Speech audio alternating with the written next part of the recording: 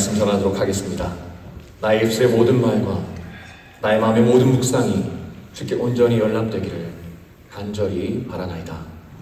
아멘. 우리 사랑하는 성도 여러분, 우리가 매주 함께 외우고 또 소리내어서 고백하고 있는 그 사도신경의 내용을 한번 우리가 역시 보고 있지만 앉으셔가지고 한번 곰곰이 생각해 보신 적 있으세요? 왜냐하면 우리가 그렇게 했을 때 그 신앙의 고백이 나열하고 있는 항목들 하나하나가 정말 생각해보면 정말 황당하고 터무니없는 말처럼 들릴 수도 있기 때문입니다. 그리고 오늘 우리가 이 설교 시리즈 세 번째 시간에 함께 살펴볼 사도신경의 대목에도 우리는 참 놀랍고 믿기 힘든 고백을 듣게 됩니다. 그 외아들 우리 주 예수 그리스도를 믿사오니 이는 성령으로 잉태하사 동정녀 마리아에게 나시고 본디오 빌라도에게 고난을 받으사 십자가에 못 박혀 죽으시고. 여기는 여러 가지 내용이 나옵니다. 근데 오늘 우리가 이렇게 설교 타이틀을 보면 아시겠죠? 저런 것들을 볼 텐데 여러분 한번 생각해 보십시오. 만약에 우리가 아는 누군가가 내가 하나님이야 라고 말한다면, 그렇게 주장한다면 우리는 과연 그 사람이 어떻게 반응할까요? 모르긴 몰라도 아마 그냥 속으로 생각하겠죠. 이 사람 미쳤네. 어쩌나요? 내가 신이야, 내가 하나님이야 라고 한다면. 실제로 저는 그런 분을 본 적이 있습니다.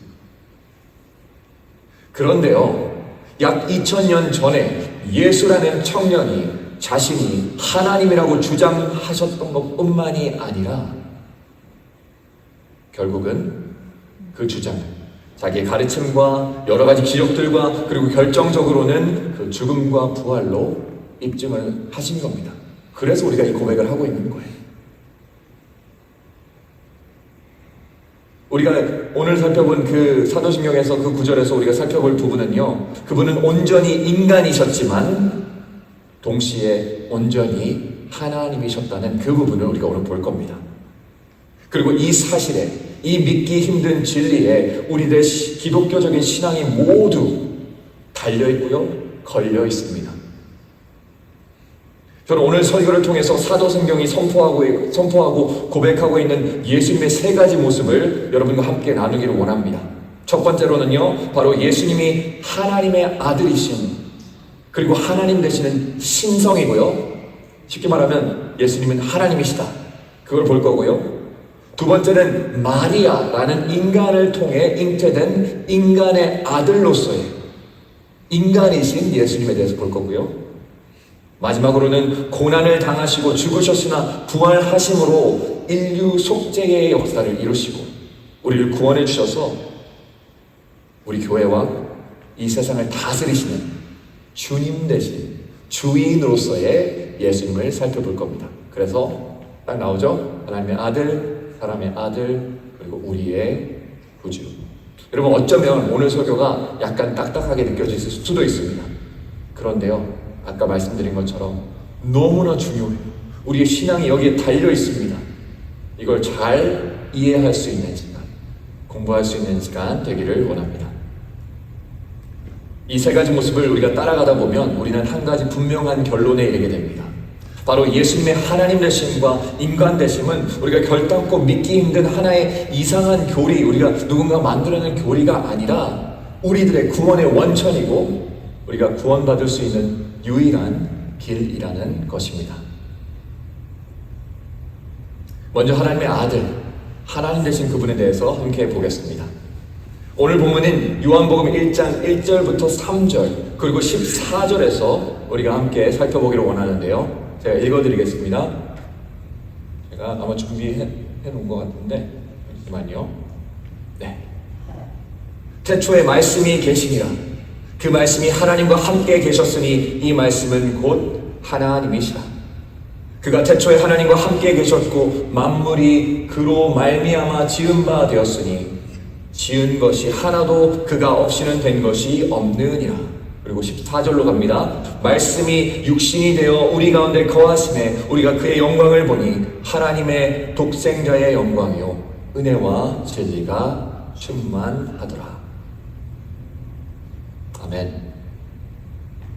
성도 여러분, 이 구절에서 사도 요한은 우리가 방금 언급한 그 두 가지 중요한 진리를 동시에 주장하고 있는 걸 우리가 볼 수 있습니다. 태초에 말씀이 계시니라. 이 말씀이 하나님과 함께 계셨으니 라고 얘기하죠. 이게 뭘까요? 말씀은 예수님인 거 우리가 알죠? 하나님과 함께 계십니다. 구별되신 겁니다. 아버지 하나님, 아들 예수. 태초부터 구별되어 계시는 걸 우리가 볼 수 있습니다. 말씀이자 성자이신 예수님은 아버지와는 같지만 다른, 영원부터 영원히 아버지 하나님과의 깊은 관계를 맺고 계신 인격이시라는 것이죠. 하지만 요한복음 1장은 바로 이어서 또 말씀을 합니다. 이 말씀이 하나님과 함께 계셨으니 이 말씀은 곧 뭐라고요? 하나님이시라. 여기에 그 삼일체 진리가 막 담겨 있습니다. 뭐야 이게 무슨 말이야? 따로 계신 것 같은데 한 분이라니. 여러분, 이것은 완벽한 연합을 이야기합니다. 예수님께서는 하나님과 조금 비슷하거나 혹은 하나님을 조금 다르게 표현한 존재가 아니라 바로 하나님이시라는 겁니다. 벌써 좀 머리가 지끈지끈 하시나요? 네. 굉장히 중요한 거죠. 그리고 이 간단한 것 같지만 신비스러운 진리를 가리키면서 C.S. 루이스는 그의 유명한 책 순전한 기독교에서 이렇게 서술했습니다. 예수님이 하신 말씀들을 단순한 인간이 똑같이 이야기했다면 아마 그 사람을 보고 그 누구도 위대한 선생이라고 말하지 않았을 겁니다. 그리고 계속해서 그가 얘기합니다. 여러분 이제 선택하셔야 합니다. 이분이 과거에도 지금도 하나님의 아들이심을 여러분이 인정하시든지 아니면 그 예수라는 사람을 믿지거니와 그보다 더 나쁜 사람으로 보든지 해야 합니다. 왜냐하면 예수님께서 이 땅에 오셔서 선포하신 말씀들은 우리가 그가 하나님이 아니라고 고백할 수 없게 만들기 때문입니다. 여러분, 그런데요, 우리가 한번 생각해 봅시다. 도대체 왜 예수님께서 하나님의 아들이며 하나님이시라는 사실이 그렇게도 우리에게 중요할까요? 왜 그냥 좋은 스승, 아주 훌륭한 사람으로 남으시면 안 될까요? 생각해 보신 적 있으세요? 하나님께서 이사야 43장 11절에서 이렇게 말씀하십니다. 여기에 힌트가 있는 겁니다. 자신을 가리키며 이렇게 말씀하시는데요. 나 곧 나는 여호와라. 나 외에는 구원자가 없느니라. 라고 이야기하십니다. 여러분, 조금 더 설명드리겠습니다. 우리가 우리의 죄를 그 무한하신 하나님에 대한 반역으로, 거역으로, 그리고 적대심으로 정의한다면요, 그 죄를 속죄하기 위해서는, 그 죄를 용서하시기 위해서는 그에 상응하는 무한한 가치의 희생이 필요한데요. 그 희생을 치르실 수 있는 분이 인간이 아니라는 거예요. 신적인 존재, 하나님이신 예수 그리스도께서만이 그분이 유일하신 분이시라는 겁니다. 그리고 사도신경을 통해서 우리가 예수님을 하나님의 독생자라고 고백하는 이유가 바로 여기에 있습니다. 우리의 위대한 스승 예수님을 믿사오니 이렇게 얘기 안 하죠. 독생자 예수님, 하나님 되신 예수님 우리가 믿사오니 하는 이유가 바로 여기 있는 것이죠. 성도 여러분, 한번 생각해 보십시오. 만약에 예수님께서 당신의 하나님 된 신적인 영광 속에만 머무르셨다면, 우리가 알지 못하는 저 멀리서 우리를 지켜만 보시면서 절대로 다가갈 수 없는 분으로 남으셨다면 우리의 죄와 사망의 문제는 결탄코 해결될 수 없었을 겁니다. 그렇기 때문에 하나님의 구원이 단지 하나의 선언으로 끝나지 않으려면 하나님께서는 직접 우리의 삶 속으로 들어오셨어야만 한 것이죠. 그리고 그 믿기지 않는 기적 같은 일이 사도신경 다음 구절에 자연스럽게 고백됩니다. 바로 동정녀 마리아에게 나신 라는 부분입니다. 그렇죠? 하나님의 아들이, 하나님이신 예수님께서 동정녀 마리아, 인간입니다. 마리아에게 나시고. 빌립보서 2장 6절 8절 말씀에 이렇게 나옵니다. 그는 근본 하나님의 본체시나 하나님과 동등됨을 취할 것으로 여기지 아니하시고 오히려 자기를 비워 종의 형체를 가지사 사람들과 같이 되셨고 사람의 모양으로 나타나사 자기를 낮추시고 죽기까지 복종하셨으니 곧 십자가에 죽으심이라. 엄청난 진리가 담겨있는 구절입니다. 여러분, 동정녀 마리아에게, 우리 영어로 하면 Virgin Mary죠, 나셨다는 말은 어떤 상징적인 혹은 문학적인 얘기가 아닙니다. 그냥 그대로 믿으시면 돼요. 그것은 하나님이신 예수님께서 실제로 우리와 똑같은 사람이 되셨다는 겁니다. 어떤 상상의 존재인 마리아가 아니라 인간이었던 마리아를 통해서 인간으로 태어나셨다는 겁니다. 그리고 이 선언을 믿는 것은 비합리적이거나 비과학적인 것이 아니라 오히려 우리는 이렇게 생각해야 돼요. 자연 법칙을 만드신 하나님께서 하나님 당신의 피조세계 안에서 역사하실 수 있음을 고백하게 되는 거죠. 그렇게 되면 지금도 우리의 삶 가운데 역사하실 수 있다는 것을 동시에 고백하는 고백이 되는 겁니다. 여러분 꼭 기억하셨으면 좋겠습니다. 하나님의 기적적인 섭리와 우리 현대 과학은 서로 모순되는 사이가 아니에요. 온 우주의 저자이자 창작자인 하나님께서 당신 자신의 이야기 속으로 들어가시며 당신이 만드신 그 작품에 직접 등장하시는 그 무엇보다 놀라운 기적의 사건입니다. 여러분 한번 이거 여쭤볼게요. 우리 어떻게 동정녀가 아기를 낳아? 생각하실 수도 있죠. 자, 한번 여쭤보겠습니다. 수많은 현대인들이 믿는, 정말 철석같이 믿는 가설인 빅뱅 가설 아시죠? 네, 빅뱅 티어리 아시죠? 그리고 이 빅뱅이 말하는 이 빅뱅이 어떤 걸 얘기하냐면요, 아무것도 없는 상태에서 어떤 기가 막힌 우연 때문에, 그리고 우리가 알 수 없는 무슨 에너지 때문에, 그리고 그 에너지가 폭발함으로써 우리가 알고 있는 우주와 지구라는 행성이 스스로 생겨났다는 주장. 저는 그게 잘못됐다, 이게 옳다, 그렇다 그런 얘기를 하는 게 아닙니다. 우리가 그 주장을 너무나도 당연하게 믿고 있죠. 너무나도 과학적, 이건 정말 이성적인 가설이야 라고 이야기를 합니다. 우리가 그것들을 믿을 수 있으면서 도대체 왜 동정녀를 통해 예수님께서 탄생되셨다는 것은 믿기 힘들어할까요? 한번 생각해 보세요.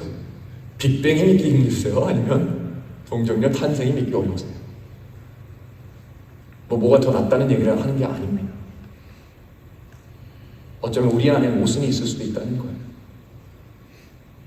하지만 성도 여러분, 빅뱅보다 더 놀라운 사실은 바로 이것인데요. 바로 천지를 창조하신 창조주 하나님께서 자신의 피조물 안으로 들어오시기 위해서 인간이 되셨다.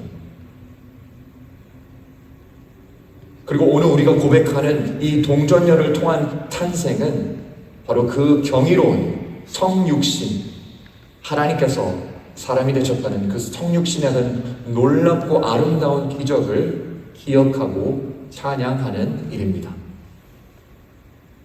여러분, 우리 몇 주 전에 우리 국제구조대 소속된 8분 함께 예배드리신 거 기억하시죠?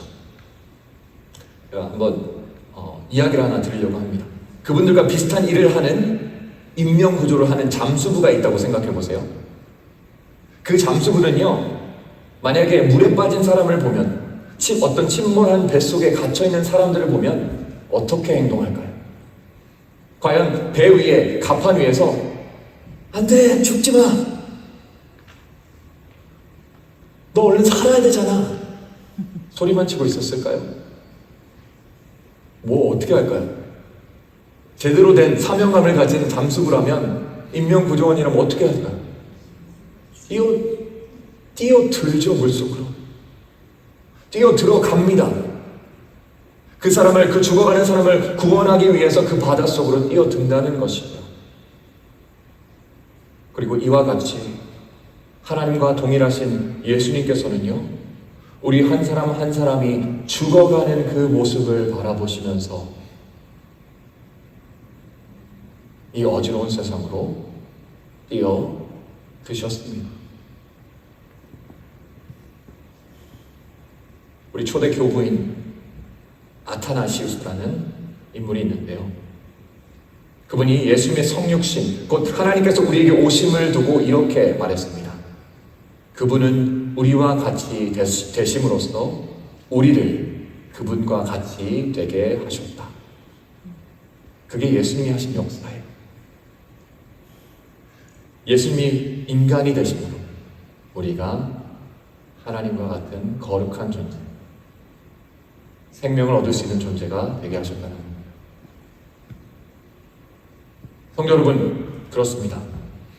우리를 구원하시기 위해, 우리를 하나님과 연합하시기 위해 하나님이신 예수님께서 우리와 같이 인간이 되신 겁니다. 히브리서 2장 14절부터 17절 말씀은 예수님께서 우리의 인성을 취하심으로 죽음을 멸시하시고 자비롭고 신실한 대제사장이 되셨다고 우리에게 선포합니다. 그리고 히브리서 4장 15절에서는 그렇기에 그분이 우리의 연약함을 동정하실 수 있는 분이라고 이야기하는데요. 왜냐하면 하나님이셨던 그분도 우리와 동일한 인간이 되어 우리와 똑같이 시험을 받으셨다고 얘기하면서 그럼에도 불구하고 죄는 없으셨다고 얘기를 해요. 우리가 왜 예수님께서 인간 대신 예수님의 인성이 그렇게 중요하다고 이야기하냐면요, 예수님께서 우리와 같은 완전한 인간이 되셨기 때문에, 여러분 이거 확실하게 하셔야 됩니다. 예수님은 50% 인간이셨고 50% 하나님이셨어가 아닙니다. 그거 우리가 주장하는 우리의 교리, 우리가 믿는 신앙의 고백이 아닙니다. 예수님은 완전한 인간이 되셨습니다. 그렇기 때문에 우리를 대신해서 그 율법의 심판 아래 서실 수 있었던 것이고요, 우리의 벌을 대신 지실 수 있었고요, 우리의 연약함을 진정으로 아시고 동정하실 수도 있었던 겁니다. 그렇기 때문에 예수님의 인성, 그분의 인간 되심은 우리가 말하는 복음의 아주 작은 일부가 아니고요, 그 복음의 중심인 것입니다.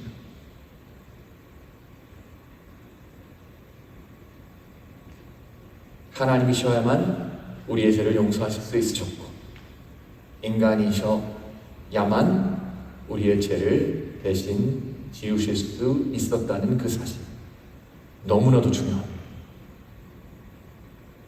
자, 이제 사도신경은 예수님의 탄생에서 그분의 고난으로 이어집니다. 본디오 빌라도에게 고난을 받으사 십자가에 못 박혀 죽으시고, 이렇게 얘기하죠. 예수님의 십자가 사건이 일어나기 수백 년 전으로 돌아가 그 당시 쓰여졌던 이사야 53장 말씀은 우리에게 이렇게 얘기해 줍니다. 이걸 항상 이사야 53장 말씀 이제 읽으면 모르겠어요. 저만 그런 걸 수도 있는데 전율이 와요. 전율이 옵니다. 제가 읽어드리겠습니다.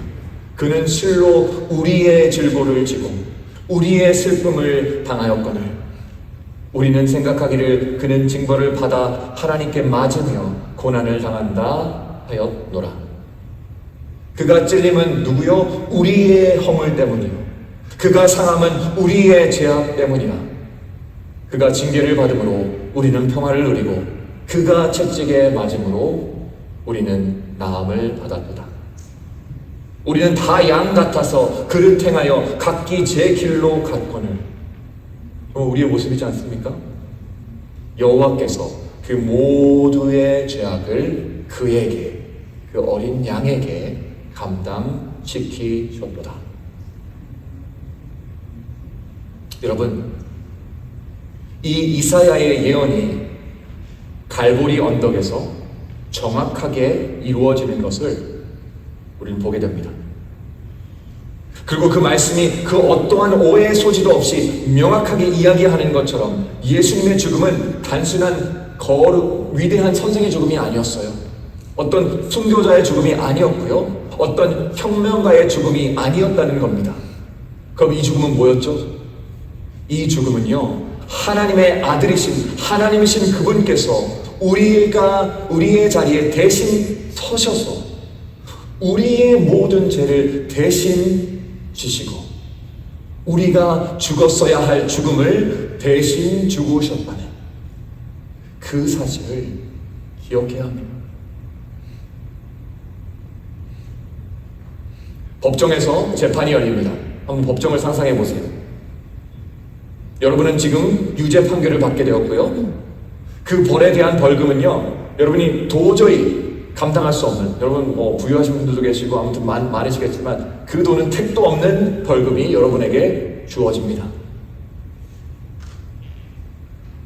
어떻겠어요 그러면? 절망감에 빠지겠죠. 나는 남은 나의 평생을 감옥에서 살아야 하는구나. 하지만 그 순간에요, 그 재판의 재판장이 자리를 박차고 일어납니다. 재판복을 벗어요. 그리고 피고석으로 다가옵니다. 그리고서 뭐라고 말씀하시죠? 내가 이 사람이 지어야 할 죄를 지겠습니다. 내가 그 벌금을 지불하겠습니다. 그렇게 하셨을 때 그 죄에 대한 정의는 지켜졌죠. 왜냐하면 벌금을 갚으시니까요. 죄값은 치러지고 동시에 한없는 자비와 사랑이 베풀어집니다.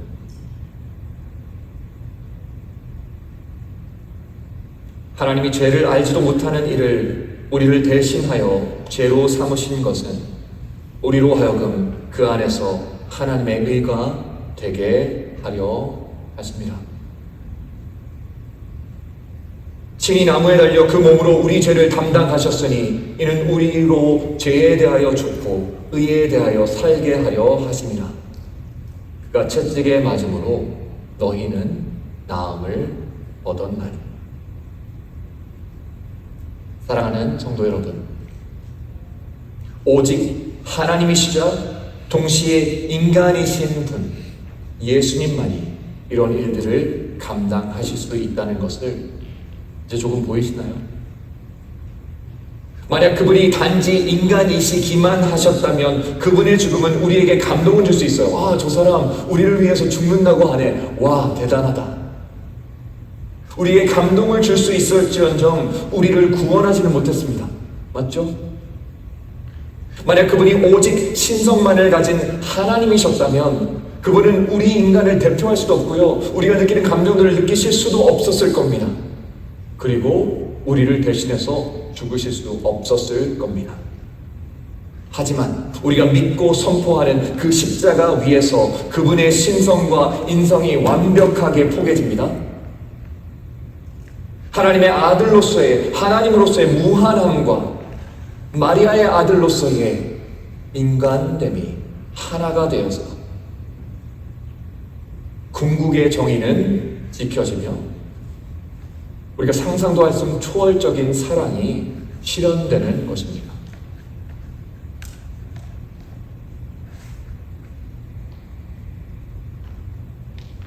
하나님이신 예수님, 인간이신 예수님, 우리가 두 개를 포기할 수 없는 이유입니다. 오늘 살펴보고 있는 사도신경이 설명하고 있는, 그리고 고백하고 있는 예수님은 하나님의 독생자, 마리아와 요셉의 아들, 예수님임의 동시에 최종적으로는 어떤 분이시라고요? 우리의 주인 되십니다. 그 외아들 우리 주 예수 그리스도를 믿사오니, 이렇게 고백하죠. 바로 우리와 같이 낮아지셨지만 결국은 주님께서 영광에 이르셨습니다. 사랑하는 성도 여러분, 지금은 우리가 잘 알죠. 예수님의 고난과 죽음은 우리가 생각하는 어떤 비극적이고 절망적인 사건이 아니라 그분께서 가장 높은 왕의 보좌에 이르시는 영광의 길이었음을 우리가 압니다. 그리고 빌립보서 2장 9절에서 11절까지의 말씀처럼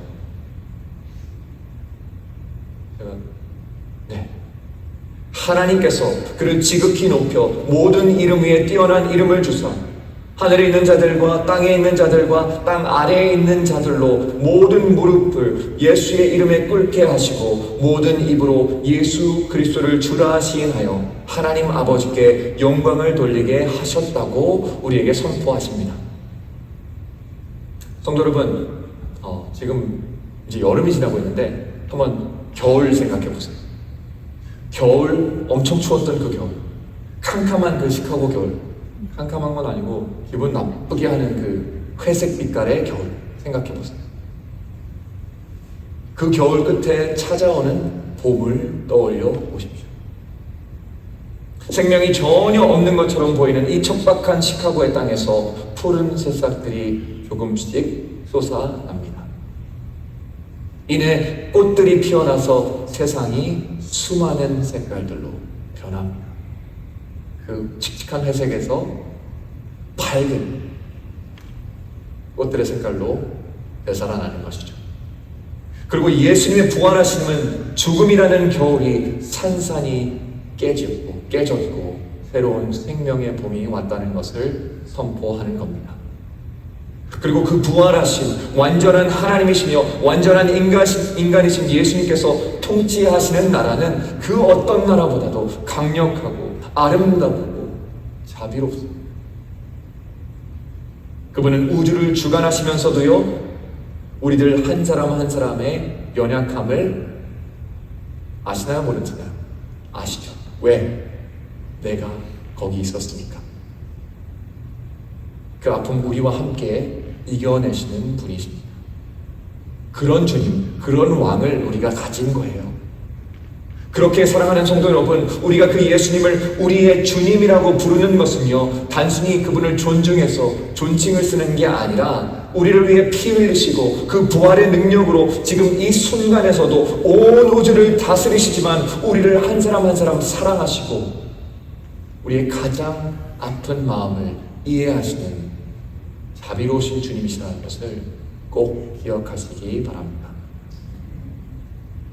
설교를 마무리하면서 오늘 조금은 딱딱할 수 있었던 설교를 정리해 보도록 하겠습니다. 어떤 사람들은요, 예수님을 지혜로운 스승이나 아니면 우리에게 영감을 주는 교사로 받아들이면서 그분이 하나님 되심을 부정하려고 합니다. 또 어떤 사람들은 예수님을 인간의 연약함과는 거리가 먼 강력한 분, 신적인 존재로만 여기려고 합니다. 하지만 우리가 기억해야 하는 것은 그 둘 중 어느 한쪽도 우리를 구원할 수 없다는 겁니다. 그렇기에 예수님께서는 완전한 하나님이시며 완전한 인간이신 것입니다.